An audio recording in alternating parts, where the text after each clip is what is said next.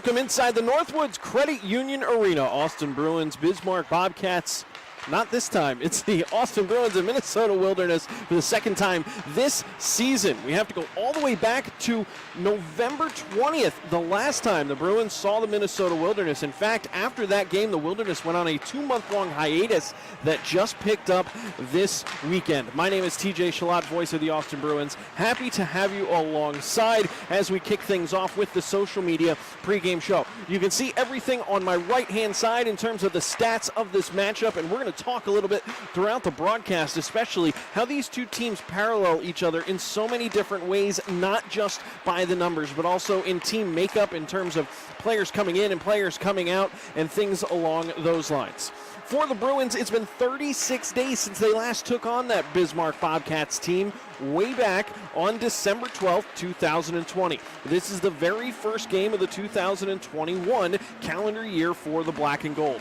On the other side, I already mentioned that long 2-month layoff for the Wilderness. Well, that ended on Friday night as they are actually on game 3 of a 3-3, and that explains the Sunday evening matchup here between the Bruins and Wilderness. For the Wilderness, they went to Janesville to take on the Jets both Friday and Saturday night, losing both of those games. On Friday night, they lost 3-0 in a shutout effort by the Jets. Then on Saturday, however, it was a heartbreaker. With just 2 seconds remaining, the Janesville Jets got the game-winning goal and walked out of there victorious by a final score of 3-2. So as we take a look forward and we look at this game and what to expect, I want to talk about my seller's lock and keys to the game. And number one, find the rhythm. You know, it's been 36 days. There's been plenty of players coming in, players going out.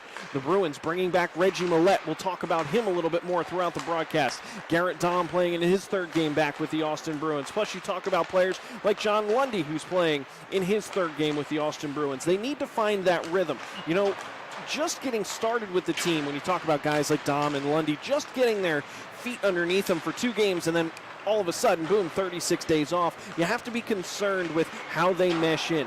But we've seen entire weeks of great practice from this Austin Bruins team as they get to know each other on the ice and as things start to gel just a little bit and they start to find a little bit of that chemistry. But number one, find that chemistry and find it early here tonight. Number two, be aware of the Olympic size sheet. This is a 15-foot wider rink than what they're used to seeing at Riverside Arena or anywhere else in the North American Hockey League. It is a much wider rink. So what does that mean? Well, that means guys who have speed, someone like a Reggie Millette, like a Kyle Oleksiak, are going to have a little bit of an advantage over guys who are a little bit slower and a little bit more flat-footed. At the same time, it changes the way you play the game. It's going to spread things out towards the wall just a little bit more, and your passing becomes ever more increasingly important because of the fact that you need to get that puck over 15 feet wider than you're normally used to. Angles are a little bit different for bank passes off the wall. But if done right, you can also use that to your advantage by pulling goaltenders from side to side and getting them out of position, pulling the defensemen out of position as well as you sneak down along the wall. So I hope that the Bruins, in their first game up here on an Olympic sheet this year, use that to their advantage. And my third key to the game, work the perimeter. I just talked about it a little bit here, but the Bruins absolutely, what they need to do is they need to work the perimeter around the outside. They need to pull the Wilderness players to the walls because what will happen is that's going to vacate the slot where the Bruins score majority of their goals. Upwards of 83% of their goals have come from the slot area this year. They need to pay attention to that. And one way to open that slot up is to distract guys by pulling them to the wall. Work the perimeter, let the Minnesota Wilderness players puck watch and get caught along the wall and caught flat-footed, and you're going to find yourself some chances. Those were my sellers lock and keys to the game. As we take a look at this Wilderness team, again, this is a team, as we look at the stats over here on the right-hand side, very similar to the Austin Bruins in terms of numbers. You can see it there. Both teams, not really good power play teams, excellent penalty-killing teams. Both teams scoring just slightly more than 2 goals per game. Both teams getting strong and solid goaltending play from their number one. For the Bruins, Tyler Shea. On the other side, Caleb Johnson for the Minnesota Wilderness. This game is set up to be one, I think, that's really going to tell the story of this Austin Bruins team. After this game, it's a 3-3 for the Bruins next weekend. Thursday, Friday, Saturday. Away, home, away. That's a lot of moving and a lot of shuffling parts. The Bruins need to start it out right here tonight. Get the victory and move on. I know head coach Steve Howard, his message to the Austin Bruins team was, we are not mediocre. We are not a middle-of-the-pack team. We are going after the Robertson Cup this year, and this is the first game to prove it.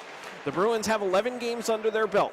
I know it's middle of January. It feels like we should be well further along. We are still learning a little bit about this team, but with 11 games under your belt, it's about 20% of the season gone by. You should be ready to go. Tonight is the beginning of that stretch for the Austin Bruins. A victory here over the Wilderness could mean huge dividends as they move forward through the month of January and February.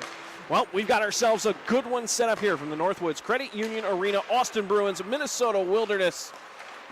We got that broadcast coming your way starting tonight at 7:05 on Hockey TV, as well as on Power 96.1 and KQPRFM.com. My name is TJ Shalott, voice of the Austin Bruins. We are pumped. Hockey is back. The Austin Bruins are back. They're looking for their 5th win of the season on the road in Cloquet. Tune in on Hockey TV as well as Power 96. We'll see everyone on over there in just a bit.